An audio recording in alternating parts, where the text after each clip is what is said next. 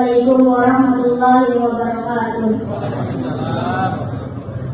Bismillah, walhamdulillah, wassalatu wassalamu ala rasulillah, nabiyina Muhammadin wa ala alihi wa sahbihi wa man wala. Asyhadu an la ilaha illallah wahdahu la syarika lah wa asyhadu anna Muhammadan abduhu wa rasuluh alladzi la nabiyya ba'dahu. Amma ba'du. Puji dan syukur marilah kita panjatkan kehadiran Allah Subhanahu wa Ta'ala yang telah memberikan begitu banyak kenikmatan kepada kita sekalian. Salawat serta salam semoga tercurah kepada Nabi Muhammad SAW, sahabat, keluarga serta kita sekalian sebagai umatnya. Amin.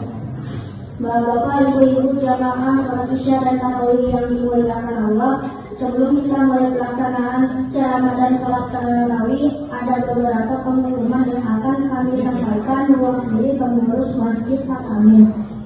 Pertama, kami sampaikan tentang penerimaan kotak amal salat tarawih. Saldo awal hari kemarin 11.165.507 rupiah.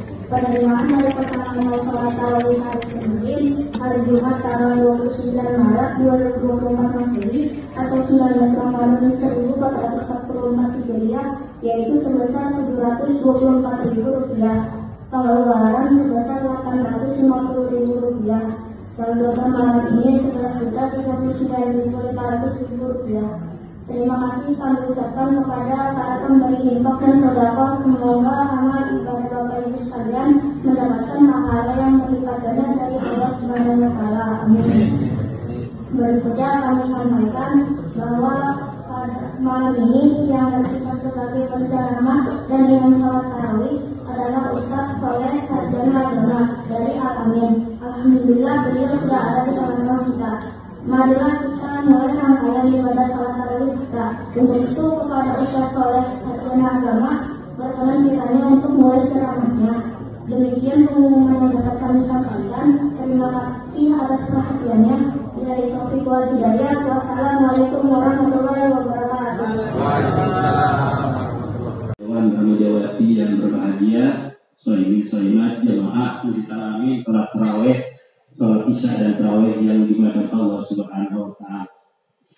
Puji syukur kita panjatkan kepada Allah Subhanahu wa Ta'ala. Salawat dan salam kita sampaikan kepada baginda Rasulullah Muhammad sallallahu alaihi wasallam. Alhamdulillah malam hari ini kita berada di malam ke-19 yang melaksanakan puasanya tanggal 12 Maret. Kalau saudara kita di sini yang puasanya tanggal 11 Maret, berarti malam ini adalah malam Asrul Awakhir ya, 10 malam terakhir. Jadi hikmahnya tahun ini tidak ada hari yang genap, semuanya ganjil. Ganjil untuk yang tanggal 11, besok ganjil untuk tanggal yang 12. Besoknya ganjil lagi dan seterusnya. Ini salah satu kelebihan puasa kita tahun ini. Bapak Ibu yang dimuliakan Allah Subhanahu wa Ta'ala,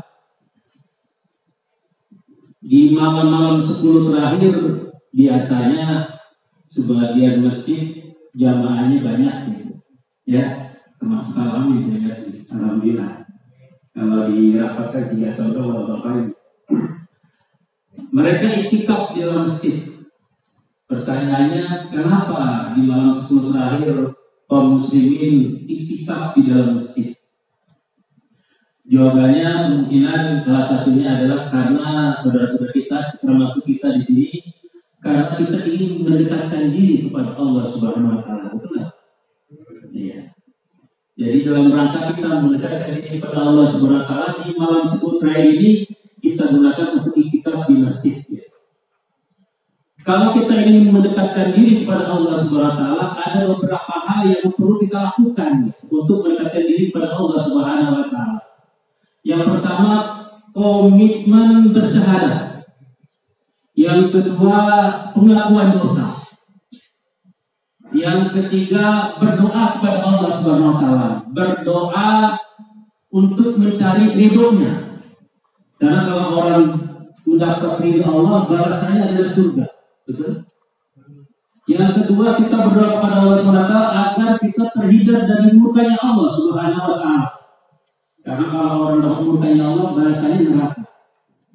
Dan yang ketiga, kita minta maaf kepada Allah Subhanahu wa Ta'ala atas perilaku mungkin yang pernah kita lakukan selama sebelum Ramadan agar supaya Allah tidak murka kepada kita. Yang pertama Bapak Ibu, agar kita dekat kepada Allah SWT, yaitu kita komitmen bersyahadat. 30-40 tahun yang lalu mungkin nostalgia kita waktu di dalam perut ibu kita, baik umur 120 hari 4 bulan Allah meniupkan ruh kepada jasad kita. Lalu ditanya begitu, siapa Tuhanmu? Maka kita jawab, qalu bala syahidna. Kita menjawab bahwa Tuhan kita adalah Allah Subhanahu wa taala. Orang yang bersyahadah mengakui tidak ada Tuhan selain Allah, berarti di dalam dirinya ada iman. Karena dengan iman ini semua amal ibadah kita akan diterima oleh Allah Subhanahu wa taala. Modalnya itu dulu. Karena di Quran itu contohnya surat Al-Asr, ilal ladzina amanu wa amilus sholihat. Jadi iman dan amal selalu berhubungan gitu. Kalau iman dulu amal, amal. Kalau tanpa iman, amal kita tidak akan diterima oleh Allah Subhanahu wa taala.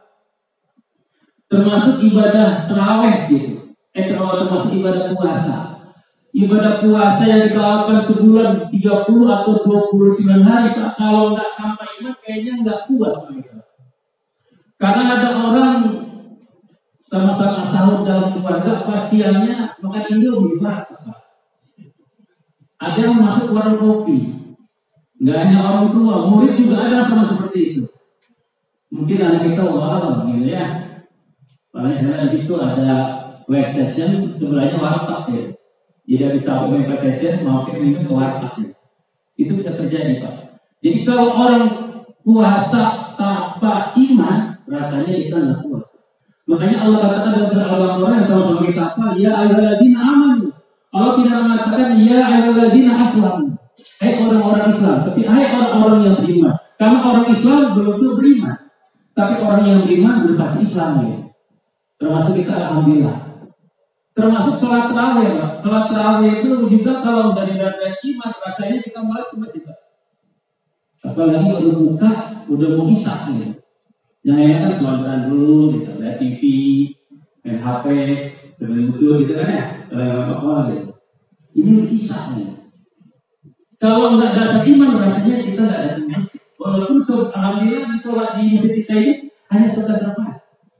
Kalau kita lihat informasi di Google Amin ya, ada ngirim di salah satu masjid di Mesir, sholat tarawihnya 1 malam 15 juz, bayangkan. Isya selesai subuh, sampai mahasiswa Indonesia nggak sanggup dan kapok dia dosennya untuk sholat di situ. Terus ditanya sebelahnya orang tua, Bapak sholat di sini udah berapa tahun? 10 tahun. Loh, sanggup ya? Saya seharinya kapok sih, besok tidak lagi masjid. Kok bisa? Jawaban kakek itu luar biasa, Pak. Karena saya sholat di sini pakai iman. Kalau Anda sholat di sini pakai tenaga, ya. Mungkin dialami boleh coba sehari 1 juz gitu. Satu hari 1 juz. 1 juz kan 20 halaman ya.